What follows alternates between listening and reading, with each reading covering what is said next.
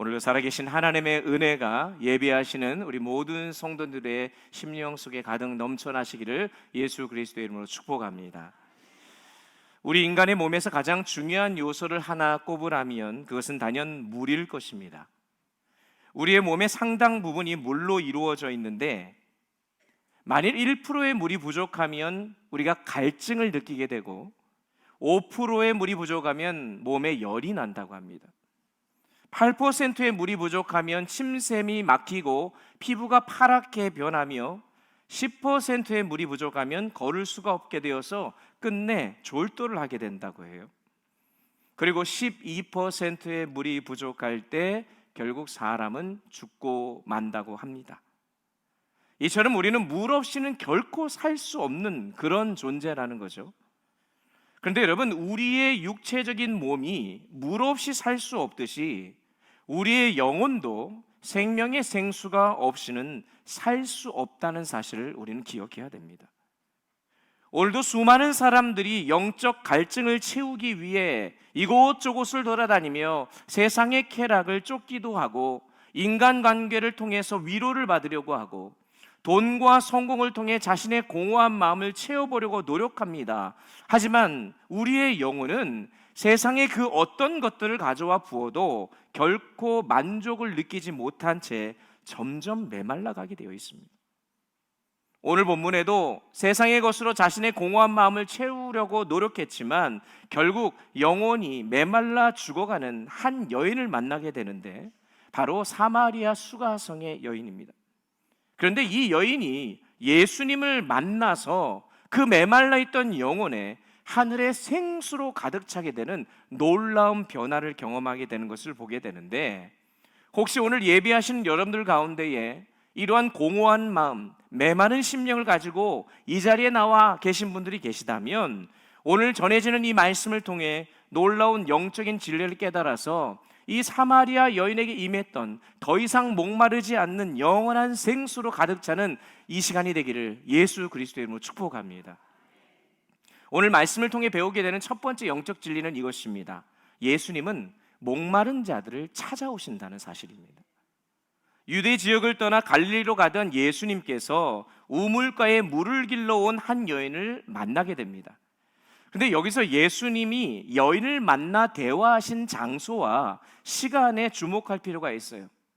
오늘 읽지는 않았지만 5절, 6절에 따르면 예수님이 여인을 만나 대화하신 장소는 사마리아 지역에 있는 수가라고 하는 동네였어요. 그리고 시간은 한 몇 시쯤 되었더라? 6시쯤 되었더라. 이 말씀을 그냥 넘어갈 수도 있지만 가만히 생각해 보면 상황적으로 시간과 장소가 모두 적절치 못했다는 것을 알 수 있습니다. 먼저 사마리아 지역은 지도를 좀 보여주시면 이해가 좀 빠르실 텐데 남쪽 유대에서 북쪽 갈릴리 사이에 있는 지역으로, 즉 이스라엘 남쪽에서 북쪽으로 또는 북쪽에서 남쪽으로 내려오기 위해서는 지리적으로 반드시 거쳐가야 하는 곳이 사마리아 지역이었습니다. 그런데 놀랍게도 신기하게도 유대인들이요 절대로 사마리아 지역을 통과하지 않습니다. 그 이유는 사마리아인들의 부끄러운 역사적인 과거 때문인데, 열왕기하 17장에 보면 아시리아 왕이 사마리아를 정복한 다음에 메소포타미아에 있는 한 10개의 부족 거민들을 강제로 사마리아로 이주시킵니다. 그러면서 사마리아 사람들과 메소포타미아 부족들이 같이 살죠. 같이 어울리면서 결혼을 하게 되니까 혼혈민족이 되어버리는 거예요. 즉 정통 이스라엘 순혈주기가 완전 깨어져 버린 겁니다. 피가 섞인 거죠. 그래서 유대인들은 그들이 정결하지 못하다, 불순하다고 생각했던 거죠. 더 심각했던 것은 강제로 이주해온 이 메소포타미아 부족들이 그냥 오지 않고 자신들이 평상시 섬기는 신들을 가져와서 그 사마리아 지역에서 섬기게 된 겁니다. 그래서 열왕기하 17장 33절에 보면 그들이 여호와도 경외하고 또한 어디서부터 옮겨왔는지 그 민족의 풍속대로 자기의 신들도 섬겼더라라고 기록하고 있는 거예요. 다시 말해서 오직 여호와 하나님만 섬겨야 하는 이스라엘에서, 그것도 가나안 지역의 중심 지역인 그 사마리아에서 혼합 종교가 성행했다는 거예요. 그러므로 하나님의 선택된 유대인에게는 결코 인정될 수 없는 출신이 누구예요? 이 사마리아인들이었던 것이죠. 그래서 그들은 사마리아인들과는 상종하지 않았을 뿐만 아니라 그 지역을 지나가지도 않았던 겁니다. 결국 유대인들이 이 갈릴리로 갈 때에는요, 다른 루트를 선택할 수밖에 없어요.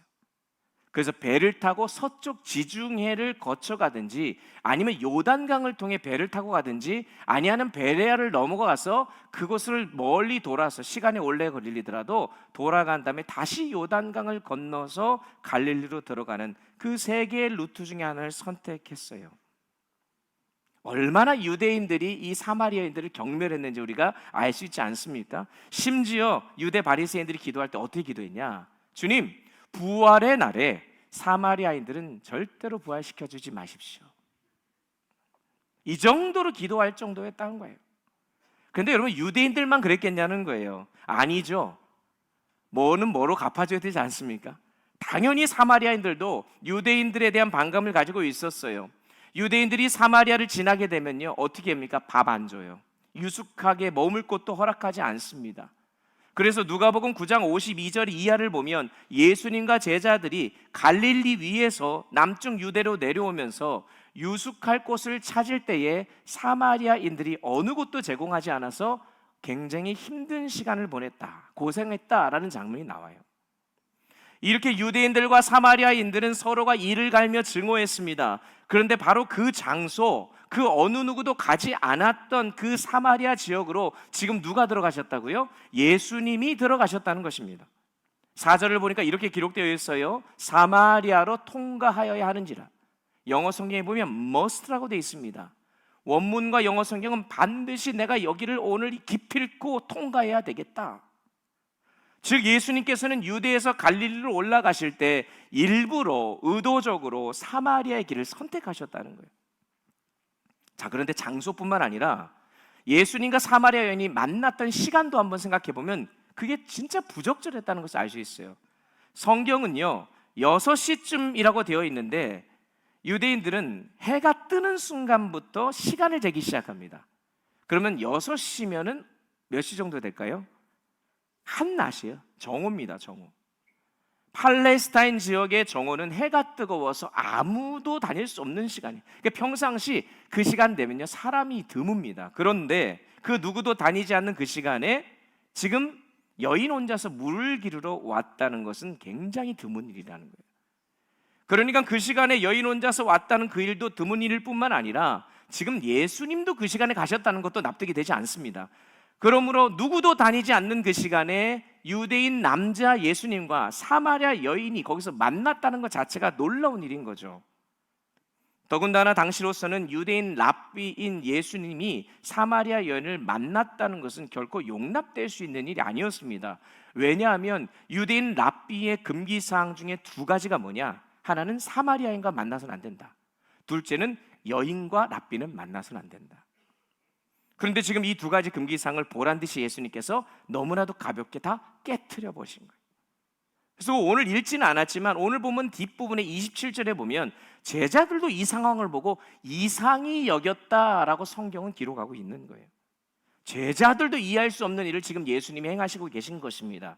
자, 그러면 예수님께서 그들의 형식과 전통과 이 북적절함을 다 깨트리면서까지 사마리아 지역으로 왜 들어가셨냐는 거예요.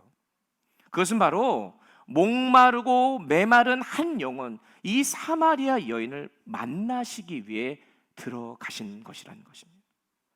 예수님은 자신의 안전은 생각하지 않으셨습니다. 사람들이 뭐라고 말하든 그에 개의치 않으셨어요. 오직 예수님은 목말라 죽어가고 있는 그 한 영혼을 구원하시기 위해 그 모든 것을 깨뜨리신 것입니다. 여러분, 이것이 바로 주님의 은혜인 줄 믿습니다. 사마리아 여인이 도대체 어떤 상황이었길래 예수님께서 이렇게 찾아가시기까지 하셨을까? 우리는 다 읽진 않았지만 예수님과 여인의 대화의 내용을 통해 이 여인의 상태가 어느 정도였는지를 짐작할 수가 있어요. 9절 말씀에 보니까 예수님이 물을 달라고 하자 사마리아 여인이 이렇게 말합니다. 당신은 유대인으로서 어찌하여 사마리아 여자인 나에게 물을 달라 하나이까?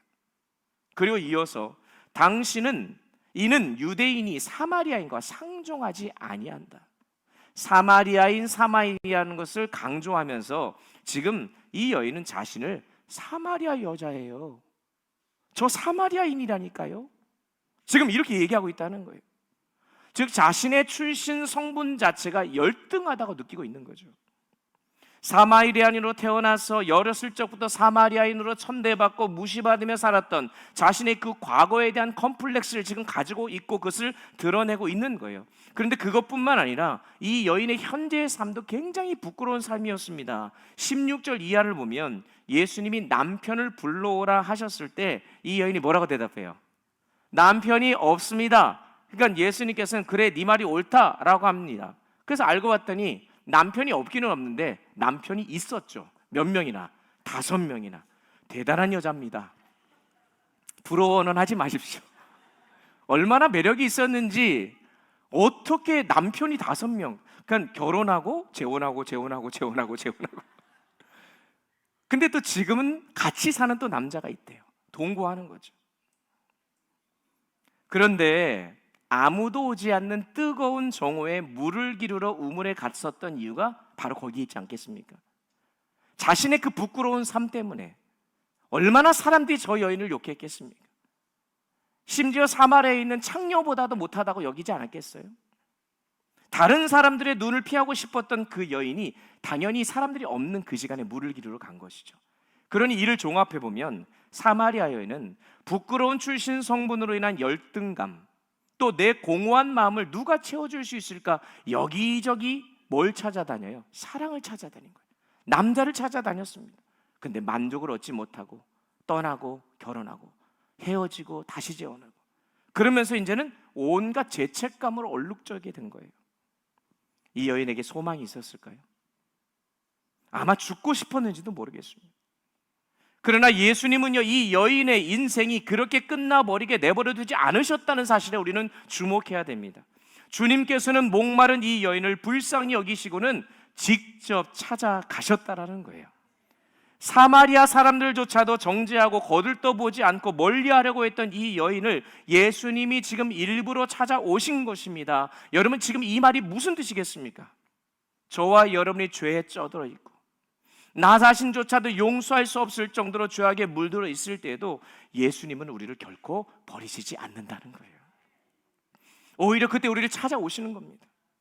내 영혼이 메말라 갈라지고 이 세상에 소망과 희망이 없는 어둠 속에 헤매고 있을 때에 모든 사람들이 나를 무시하고 경멸한다 해도 우리 예수님만큼은 그러한 나를 찾아온다는 사실을 믿으시기 바랍니다. 여러분 가운데 혹 오늘 이 여인, 사마리아 여인과 같은 심정으로 교회에 나오신 분들 계십니까? 남 모르게 저지르고 있는, 알게 모르게 주님 말 못할 죄악된 나의 모습, 여전히 부족한 나의 모습을 보면서 나는 왜 이 모양이고 나는 왜 이런 처지고 이렇게 추악한 죄인이야, 내가 얼마나 죄를 짓고 살아가는지 아무도 모를 거야, 남은 이런데 왜 나는 이럴까, 열등감에 사로잡혀 있는, 죄책감에 사로잡혀 있는 저와 여러분이 혹시 있다면 하나님이 여러분에게 이렇게 말씀하십니다. 내가 너를 사랑한다. 난 너를 절대로 포기하지 않아. 나의 아들 예수 그리스도가 너를 찾아가지 않았느냐? 여러분, 아무리 내 삶에 희망이 없고 죄로 물든 인생이라 할지라도, 그래서 이미 버린 몸이고 포기한 인생이라 할지라도 우리 하나님은 포기하지 않으십니다. 여러분, 하나님이 포기하지 아니하시면 우리에게는 소망이 있는 것입니다. 옆에 분하고 이렇게 고백하겠습니다. 당신에게는 소망이 있습니다. 당신에겐 소망이 있습니다. 당신에게 소망이 있습니다. 한 번 더 고백할게요. 하나님이 포기하지 않으십니다. 하나님이 포기하지 않으십니다. 여러분 믿으십니까? 하나님이 포기하지 아니하시면 우리에게는 희망이 있는 겁니다. 그러니 오늘 이 시간 하나님께서 포기하지 아니하시고 우리의 공허한 마음, 메마른 심령을 생수로 채워주실 줄 믿습니다. 그러면 어떻게 생수로 채워주실 수 있을까? 오늘 본문을 통해 배우게 되는 두 번째 진리는 예수님이 바로 우리의 목마름을 해소시키는 생명의 근원, 물이시라는 사실입니다. 자신의 목마름을 채우기 위해 이 남자 저 남자 사랑을 찾아 헤매던 이 사마리아 여인에게 예수님이 찾아가서 14절에서 이렇게 말씀합니다. 다 같이 읽어보겠습니다. 14절 시작.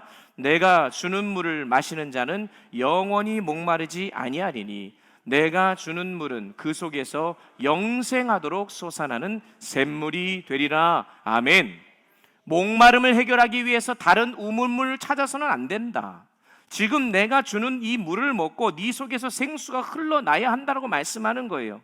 그러니까 지금 예수님은요, 이 목마름은요, 우리 육신의 문제가 아니라 영적인 문제이기 때문에 자꾸 육적인 노력으로 해결하려고 하지 말라는 거예요. 그래봤자 해결이 안 된다는 거죠.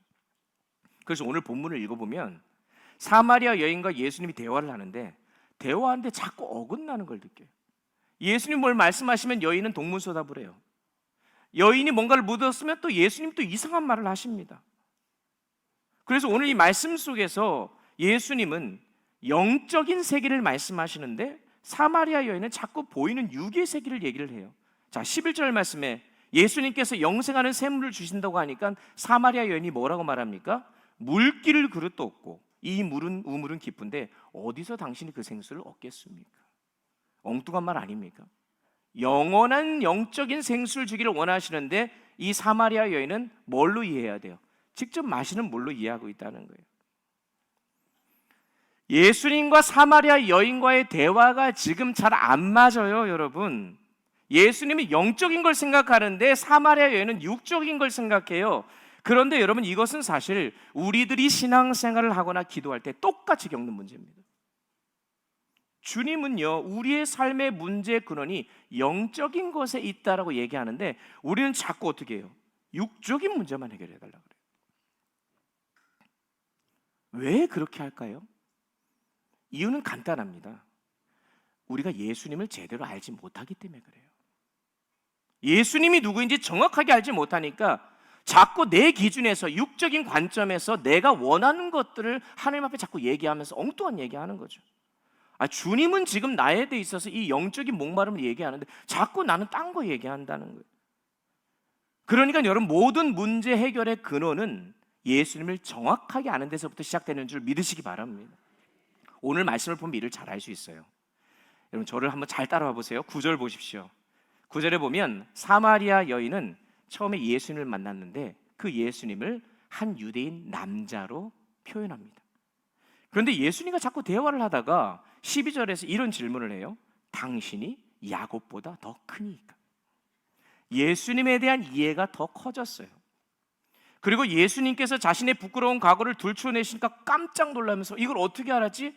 이분은 범상치 않은 분이야 라고 생각하며 19절에서 예수님을 누구라고 얘기합니까? 선지자라고 얘기해요. 그렇게 예수님을 선지자로 인식한 후부터 사마리아 여인은 그동안 꽁꽁 숨겨놨던 자신의 고민들 이야기하기 시작합니다. 여러 질문들을 던져요. 그런데 이 던진 질문마다 예수님이 아주 명쾌하게 대답을 하는 거예요. 그리고 마지막으로 정말로 중요한 질문 25절에서 메시아에 대한 질문을 던지자 예수님이 설명해 주시면서 마치 기다렸다는 듯이 뭐라고 말합니까? 네게 말하고 있는 내가 바로 그 메시아다. 여러분, 지금 여인으로 하여금 한 유대인 남자에서 그 다음에 야곱보다 큰 자에서 선지자에서 이제는 메시아이신 예수님, 참 하나님이심으로 만나도록 주님께서 이끌어 가셨다는 거예요. 결론적으로 이 여인은 처음에 예수님을 한 유대인으로 만났지만 마지막에는 참 하나님으로 메시아이신 예수님을 만나게 된 것입니다. 결국 여러분, 이 여인이 자신의 갈증을 해결하고 자신의 모든 문제를 해결하게 된 근본적인 원인은 다른 데 있는 것이 아니라 결국 예수님이 누구이신지, 참 하나님이신지, 영원한 생수이심을 깨달았기 때문에 그런 것입니다. 그래서 28절을 보니까 여자가 물동이를 버려두고 동네로 들어갔다고 되어 있습니다. 여러분, 물동이가 뭐예요? 날마다 우물을 기를 때, 물을 기를 때 퍼는 수단 아니겠습니까? 그럼 이걸 버렸다는 것은 단순히 그냥 이제부터 물 안 퍼, 이 정도의 문제가 아니라 엄청난 의미가 담겨져 있는 거잖아요. 날마다 물을 길어 먹듯이 삶의 문제를 해결하기 위해 내가 이곳저곳 돌아다니면서 임시적으로 먹었던 육체적인 해결 방법을 이제 더 이상 안 하겠다. 왜냐하면 참 생수의 근원이신 예수님을 내가 만났다. 그리고 내 마음에 모셨다.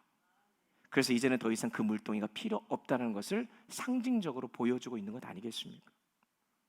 예수님과의 만남을 통해 이제는 내 안에 샘물이 솟아나기 때문에 더 이상 영적 갈증을 다른 데서 퍼먹지 않겠다는 결단의 행동인 것입니다. 그 다음에 사마리아 여인의 행동이 더 놀라워요. 여러분, 사마리아 여인이 어떤 여인입니까? 열등감과 죄책감에 사로잡혀 쩌들어 있던 여인, 사람들을 피해 다니는 여인이 갑자기 물동이를 버려두고 어디로 들어갔다고요? 동네 마을로 들어가요. 있을 수 없는 일이 벌어집니다. 그동안 사람들을 피해 다녔던 그가 동네에 가서 하는 말이 내가 메시아를 만났다. 여기서 아주 중요한 영적인 진리를 깨닫게 됩니다. 진정한 예수님과의 만남이 다른 만남들까지도 해결하게 된 것이에요. 예수님 진짜 만나면 우리 안에 있는 모든 다른 문제들이, 만남의 문제들이 해결됩니다. 예수님을 만나면 은혜가 임하기 때문에 용서와 사랑이 생길 수밖에 없는 거예요. 그러므로 여러분, 우리 모두는 영생하도록 솟아나는 샘물이신 예수님을 만나야 될 줄 믿습니다. 오늘 이 자리가 그 자리인 거예요. 그 주님을 만나면 내 안에서 용서와 사랑이 흘러 넣어야 되는 게 정상이라는 것입니다. 그러면 우리가 그 샘물을 어떻게 경험할 수 있을까? 주님을 만나야 되는 것이고 주님으로부터 생수의 근원을 우리가 공급받아야 되는데, 열심히 교회 와서 봉사하고 예배 열심히 드리고 그리고 하나님 말씀하는 대로 나름대로 그냥 순종하면 이 생수를 마실 수 있을까? 아니면 저 어떤 남미에 가보면은요, 캐톨릭 신자들은요, 너무나 많은 죄를 지은 자신을 학대하면서 무릎을 꿇고 계단에 올라가면서 피를 흘리면, 그렇게 고행을 하면 뭔가 신으로부터 은혜를 받을 것이라고 생각을 합니다. 근데 오늘 말씀은 우리에게 딱 하나만 얘기합니다. 구하라고만 말씀하세요. 구하기만 하면 된다. 10절 보십시오.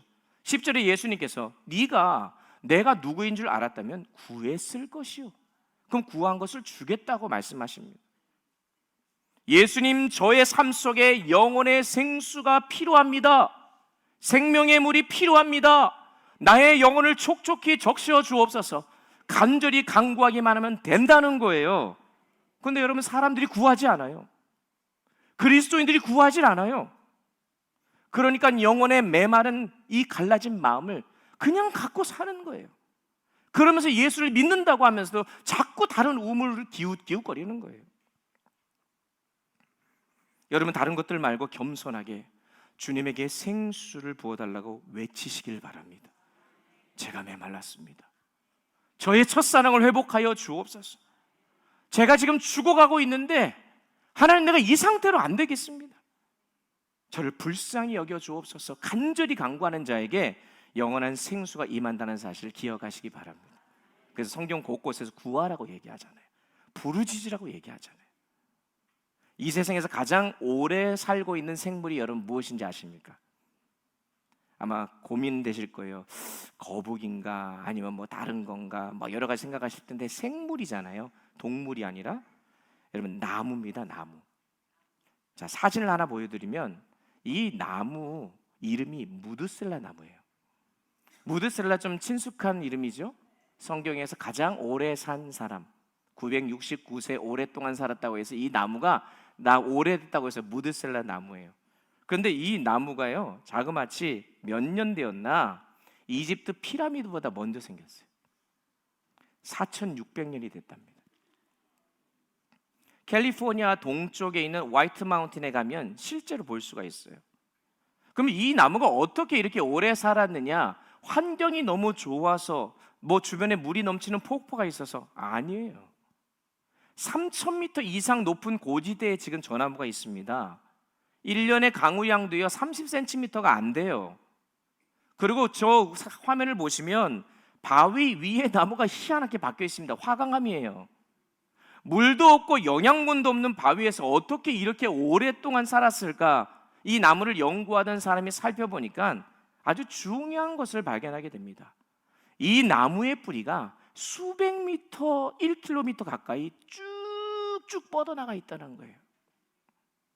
비록 내가 있는 곳에 물은 없지만 물기 있는 곳을 찾아서 생명을 걸고 뿌리를 뻗어나갔다는 거예요. 내가 있는 환경 탓하지 않는다는 겁니다. 내가 살기 위해서는 물기와 영양분이 필요하니까 찾을 때까지 뿌리를 뻗어 내려가다 보니까 영양분을 섭취하면서 지금까지 5,000년 가까이 살게 되었다는 거예요. 여러분의 영혼은 어떠십니까? 얼마나 촉촉히 그리스도의 영양분으로 적셔 있으세요? 만약에 영적으로 고갈되어 있다면 여러분 환경 탓하지 마세요. 어떠한 환경에 있든지 간에 이 간절한 마음을 가지고 예수님, 오늘 이 시간 저에게 생명의 물을 부어 주옵소서, 그것을 찾고 간구하는 마음만 있으면 여러분의 영혼을 채워주시는 줄 믿으시기 바랍니다. 그런데 한 가지 더 중요한 것이 있습니다. 하나님께 우리의 죄를 겸손히 고백하며 나아가지 않으면 안 된다는 거예요. 죄는 그대로 있어요. 하나님 그러면서 저하고 함께 하고 싶어요. 더러운 죄가 있고 쓰레기로 가득 찬 내 심령에, 내 집에 하나님이 들어올 수가 없어요. 가고 싶어도. 하나님과 죄는요, 어울릴 수가 없는 것입니다. 그러니 우리가 주님을 모시기 전에, 영원한 생수의 근원이신 예수님과 함께하기 전에 나의 죄의 문제를 해결받지 않으면 안 되는 거예요. 회개해야 우리와 하나님이 동행하시는 겁니다. 그래서 이사야 선지자가 59장 1절 3절에서 뭐라고 얘기하냐면, 하나님의 손이 짧아서 너희를 구원하지 못하는 것이 아니라 우리의 손에 피가 가득하기 때문이다. 우리의 죄악으로 인합니다. 하나님이 그래서 우리를 못 만진다는 거예요. 그러므로 여러분, 날마다 예수님께 나아가서 우리의 죄를 고백하고 회개하고 또 간절히 구하심으로 말미암아 주님이 주시는 영원히 솟아나는 샘물을 가득 받아 누리는 우리 모두가 되기를 간절히 축복합니다. 마지막 세 번째로 오늘 말씀을 통해서 깨닫게 된 진리는 이것입니다. 예수님은 이 목마른 죄인을 참 예배자로 변화시키신다는 거예요. 영원한 생수이신 예수님을 만난 사마리아 여인이 드디어 영적인 눈이 열리기 시작했습니다. 육적인 관심만 갖고 있던 그 여인에게 눈이 열리기 시작하면서 오늘 20절에서 예수님께 질문을 던지는데, 우리 조상들은 이 산에서 예배하였는데 당신들의 말은 예배할 곳이 예루살렘에 있다 하더이다. 한마디로 이런 말 아니겠어요? 도대체 어디서 예배합니까? 마음이 많이 열린 거예요. 그렇죠? 이 예수님을 향해서 이런 질문을 해도 된다고 생각하는 거죠. 신학적인 질문이며 영적인 질문입니다. 어디에서 내가 하나님을 만날 수 있을까요? 근본적으로 이 여인이 목말라 했다는 것을 알 수 있습니다. 왜 이런 질문을 했냐? 당시 사마리아인들과 유대인들 사이에서 예배 장소를 놓고 옥신각신하면서 논쟁을 벌이고 있었기 때문에 그래요. 남유다가 멸망한 뒤에 바벨론 포로로 잡혀갔다가 다시 돌아온 다음에 스룹바벨을 중심으로 제2의 성전을 짓게 됩니다. 그런데 그때에 이 사마리아 지역에 남아있던 사마리아인들이 찾아와가지고, 우리도 반유대인 아니냐, 피가 섞이지 않았냐, 성전을 지을 때 나도 도와줄 테니 좀 껴주라 그랬더니 유대인들이 어떻게 해요? 완전 문쟁박대하면서 그냥 당차게 그냥 단칼에 거절을 해버려요. 한마디로 이거리잖아요. 어디 불경스럽게 말이야, 저리 꺼져. 지금 이렇게 했다는 거예요. 그러니 사마리아 사람들이 화가 안 날 리가 있겠습니까? 그래서 사마리아인들이 그리심산에다가 뭘 하냐면 자신들만 예배할 수 있는 제단을 만들어버려요. 이것을 보고 또 유대인이 화가 나죠. 아니, 성전은 예루살렘 하나만이면 되는데 어떻게 거기에다가 성전을 세우냐? 그랬더니 사마리아인들이 자신들의 행동을 정당화시키기 위해서 구약 성경 들이대면서 이 산으로 하여금 말할 것 같으면 모세가 언약을 맺으며 축복을 내린 산이 이 산이다. 아브라함이 거주했던 세겜과 아주 가까운 곳이다. 야곱, 우리 선진이 하나님을 만났던 베델의 장소가 바로 여기다. 그러면서 뭐라고 얘기해요? 사실은 성전의 원조는 바로 그리심산이다. 원조 싸움을 하는 거예요. 신당동 가면 떡볶이 너도 나도 원조라고 붙어있잖아요. 원조. 누가 원조인지 모르겠어요. 그럼 지금 뭐냐면요, 여기가 바로 원조 성전이다. 지금 예루살렘과 사마리아인들이 싸우는 겁니다. 그러니까 이 사마리아 여인이 마음이 열리고 영적인 관점이 열리니까 목마른 그가 하나님을 예배하고 싶은데 어디서 예배를 드리냐고 묻자 예수님이 뭐라고 말씀하시냐? 21절 보세요. 예수님께서 말씀하십니다. 여자여, 내 말을 믿으라. 이 산에서도 말고 예루살렘에서도 말고 너희가 아버지께 예배할 때가 이르리라. 그리고 23절 다 같이 한번 읽어보겠습니다. 함께 읽습니다. 시작. 아버지께 참되게 예배하는 자들은 영과 진리로 예배할 때가 오나니 곧 이때라.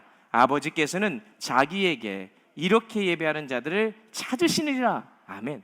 한마디로 어디서 예배를 드리는 게 중요한 것이 아니라 뭐가 중요하다? 어떻게 예배를 드리냐가 중요하다는 거예요. 그러면 예수님 왜 영과 진리로 예배를 해야 된다고 말씀하셨을까? 여러분, 사마리아인들은요 구약 성경 전체를 믿지 않았습니다. 모세 오경만 믿었어요. 그걸 사마리아 오경이라고 하는데, 모세 오경만 권위 있다고 여겼기 때문에 그들은 하나님에 대한 이해를 그 모세 오경을 통해서만 이해하다 보니 완전한 이해를 하지 못한 거죠. 굉장히 제한된 지식을 가지고 하나님을 이해했습니다. 그러니 당연히 하나님을 온전히 예배할 수 있어요? 없어요. 그에 반해 예루살렘 유대인들은 모든 성경을 갖고 있었고 성경을 아주 빠삭하게 알고 있었습니다. 그래서 하나님에 대한 지식과 진리는 깨닫고 있었을지 모르겠습니다. 그러나 그들의 마음속에 신령으로 진실된 마음으로 예배드리는 것이 부족했어요. 그러니까 예수님이 신령과 진리로 예배를 드리라고 그들에게 가르치신 것입니다. 하지만 우리가 앞서 살펴봤던 대로 처음에 이 여인은요 예수님이 메시아인 줄 몰랐지 않았습니까? 자신은 그런 무리를 기르러 왔는데 어떤 남자가 말을 건너와서 이 사람이 누군가 했더니 수천 년 동안 기다려왔던 메시아가 바로 이 남자인 것을, 이분인 것을 아시고는 깜짝 놀라서 물동이 던져버리고 마을로 뛰어갔던 여인 아닙니까? 완전히 삶이 바뀌었잖아요. 근데 삶이 바뀌었는데 어떻게 바뀌었느냐가 중요한 것입니다. 예수님을 만나기 전엔 죄책감과 열등감에 사로잡혀 있던 이 사람이 세상과 등지고 살았어요. 근데 예수님 만나고 나니까 한순간에 자신의 모든 죄악과 모든 수치심과 이 모든 것들이 다 벗겨져 내려갔습니다. 그리고 이제는 마음이 회복되고 치유되고 오히려 기쁨이 넘쳐나서 날마다 하나님을 찬양하는 예배자로 바뀌어버린 거예요. 그래서 전혀 그러지도 않던 이 여인이 물동이를 버리고 동네로 들어가서 마을 사람들에게 여러분 내가 메시아를 만났습니다. 나에게 행한 이가 바로 그분입니다. 당신들도 메시아를 믿으십시오 라고 하면서 가는 곳곳마다 예수 그리스도를 전하는 예배자가 되었다는 거예요. 놀라운 변화가 아닐 수 없습니다. 말씀을 좀 정리하겠습니다. 여러분은 메시아를 만나셨습니까? 여러분은 메마른 심령의 삶을 변화시키는 참된 영혼의 생수가 솟아오르는 그런 영원한 샘물로 바꿔주시는 예수님을 만나셨냐고요?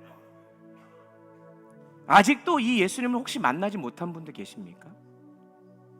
사마리아 여인과 같은 나의 죄악과 부족함으로 인해 죄책감과 열등감에 사로잡혀서 희망을 잃어버리고 살아가시는 우리 성도님들 혹시 계십니까? 바로 그러한 분들에게 하나님 말씀하세요. 내가 아직도 너를 사랑한다. 내가 너를 찾아왔다. 여러분, 예수님만이 우리의 공허하고 메마른 심령을 채워주시는 영원한 생수의 근원 되심을 믿으시기 바랍니다. 사마리아 여인은요 영원한 생수이신 예수님 한 번 만나고 그의 인생이 바뀌어요. 영원의 목마름을 해결받습니다. 완전히 새로운 삶, 사람을 피해 도망다니던 인생에서 이제는 그들에게 달려가 메시아를, 예수를 전하는 인생으로 바뀌어진 거예요. 고린도후서 5장 17절. 그런데 누구든지 그리스도 안에 있으면 새로운 피조물이라. 이전 것은 지나갔으니 보라 새 것이 되었도다. 여러분 혹시 목마르십니까? 갈급하십니까? 해결되지 않은 문제, 건강의 문제, 사업의 문제, 자녀의 문제, 여러분의 억누르고 있는 여러 가지 많은 문제, 아니면 내 마음의 깊은 상처까지도 여기저기 갈증을 해결하기에 우물물을 찾아다니지 마시고 영원한 생수이신 주님께로 나오시기 바랍니다. 요한복음 7장 37절 38절 다 같이 한번 믿음으로 고백하고 오늘 말씀을 마무리하겠습니다. 다 같이 함께 믿음으로 고백합니다. 명절 끝날 곧 그날에 예수께서 서서 외쳐 이르시되 누구든지 목마르거든 내게로 와서 마셔라. 나를 믿는 자는 성경의 이름과 같이 그 배에서 생수의 강이 흘러나오리라. 아멘. 여러분 믿으십니까? 더 이상 다른 우물물 기웃거리지 말고 영생하도록 솟아나는 샘물이신 예수님을 날마다 만나는 축복이 저와 여러분 모두에게 있기를 간절히 축원합니다. 축원합니다. 우리 이 시간 함께 찬양하고 이 시간 기도하겠습니다. 준비한 예물을 하나님 앞에 올려드리면서 믿음으로 고백하며 주님 앞에 나아갑니다.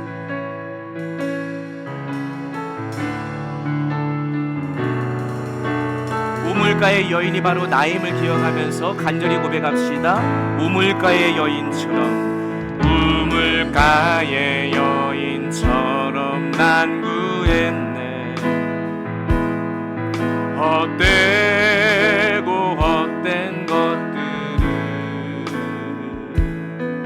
그때 주님 하신 말씀, 내 세매와 생수를 마셔라. 오 주님, 오 주님,